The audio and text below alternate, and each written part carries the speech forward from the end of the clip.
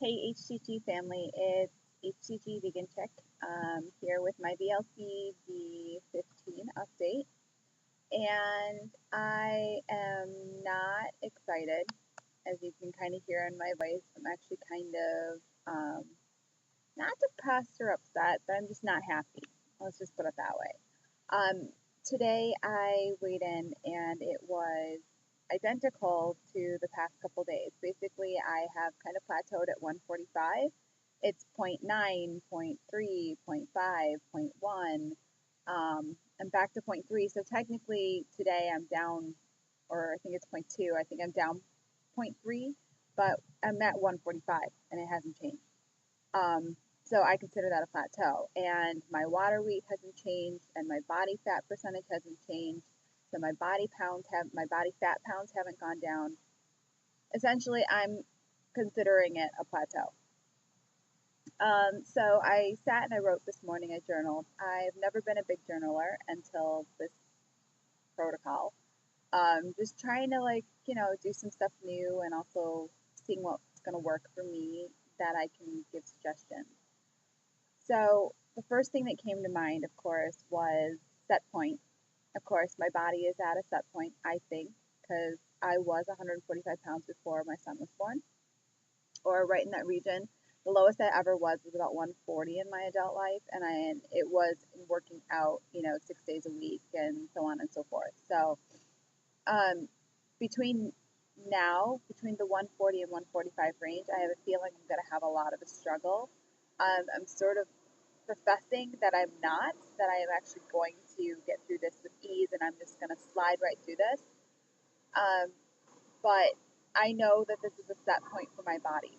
And so my body thinks, hey, we're back to status quo, we're good to go, let's just stay here. And so then I have to figure out what to do.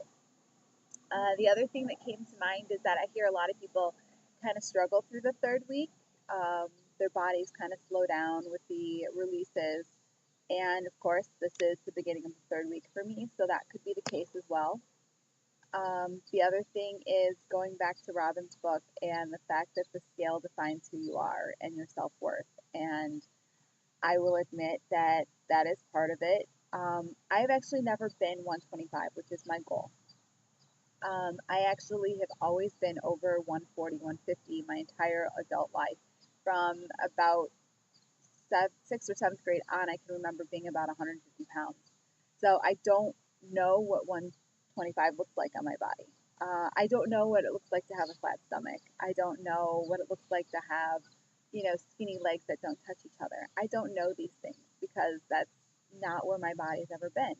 Have I been in shape? Have I been physically active? Yes, I've been all of those things. But I've been roughly 6 different sizes at around 150 pounds. So I've gone anywhere from, a size 14, 16 to a size 8 at 150 pounds.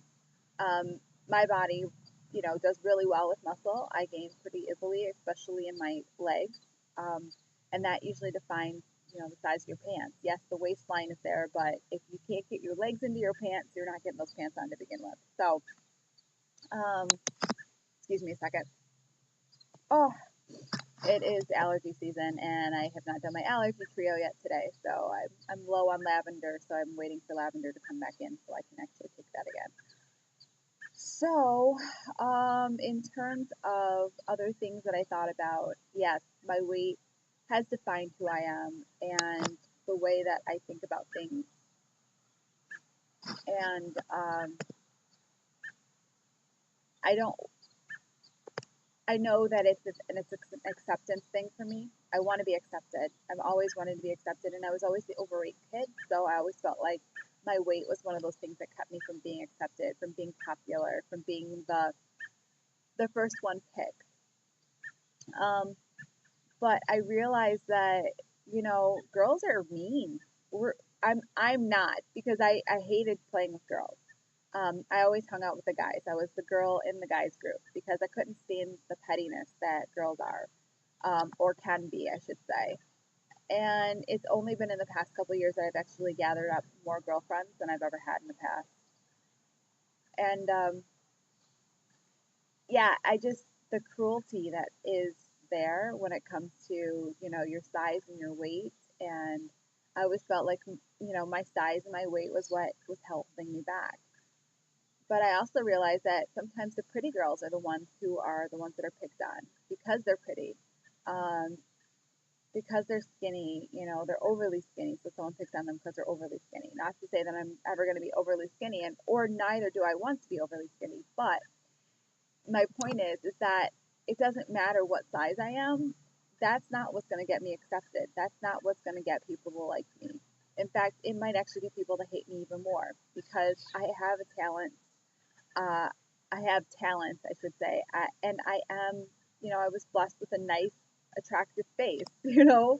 So having the attractive body might actually gather up more hatred from girls, um, and gather more hatred attention than I am anticipating. So it's sort of disconcerting. I don't know. What would you say? I'd love to hear anybody else who's had this realization in their life. And if you have, I'd love to hear you leave me a comment about that because I just, I feel like there's a lot of truth that rings into that. And a lot of people don't realize how much that can play into the whole factor of you losing weight. Because sometimes our weight is a safety net. It's what we hide behind. And this is something I realized after reading Robin's book early on. And I journaled about this. Maybe I'll share that story with you guys later. But I know that I've hidden behind my weight because I always felt like it was a safety net. It was a cushion to keep people away from me, in a sense. Um, I didn't have to worry about advances from guys because they weren't attracted to someone who was overweight. And if they were, then it wasn't the kind of guy that I liked. So I don't know. It's kind of crazy when you really get into the psychological aspects of why we weigh what we weigh, how we evaluate ourselves, our self-worth, etc. So that is what it is. I'm going to leave that one alone. So, you know, between being a set point, being a, you know, a psychological thing, you know, Dr. Simeon's protocol says that you can do an apple day after 4 days of stall. And really, when you read it closely, it's all about the psychological aspect of it for the patient. It had nothing to do with their actual weight loss. And when you really think about it, what does an apple a day going to do for you? So I was thinking about that one a little bit, and I was thinking that, you know, apple cider in general, because we're in Michigan and we love our apple cider in the fall. But apple cider is a diuretic, and it actually stimulates your bowels, and it really gets that bile to move through your system. And so that's the only thing I can think that maybe the apples, you know, up to 6 apples a day could do for you is that it stimulates your colon and your intestines to release that extra that they're holding on to. In which case, is that really weight loss? Not really. It's like getting a colonic, in which case then, you know, it's just going to come back when your body starts storing food again. So what's the point? So I don't feel like that's the solution. And again, I think that's a psychological thing. It's just to kind of get you back on track going, oh, okay, we're good. We're going back. I don't think it's really a Kickstarter for your body. So then there's the Cali Kickstarter, which I talked about yesterday. The apple cider vinegar, the lemon juice, the water, and the stevia and cayenne. So again, apple cider vinegar, same principle, I would think. Lemon, of course, is a digestive aid, as is apple cider vinegar. So I suppose if your body was storing things that could help to digest, but again, I'm not really sure that that's going to be beneficial. Cayenne, I believe, is a metabolism starter. I think it actually helps stimulate your metabolism, but that would be the only thing. Not necessarily a fat burner. So it kind of leaves me with nothing. I don't feel like either of those two protocols would really be beneficial to really get me going, other than just to be a psychological release of what I'm happening. So I don't know. I think I'm just staying the course, and we're at 9.5 minutes now, and I want to keep these at 10 minutes. So I'm actually going to do a part 2, just so that I can continue to talk. There's a couple other things that I'm going to change up, and a couple other things that I did yesterday that maybe were off protocol enough for me. Obviously, being vegan, I'm already off protocol. So I will be right back with that.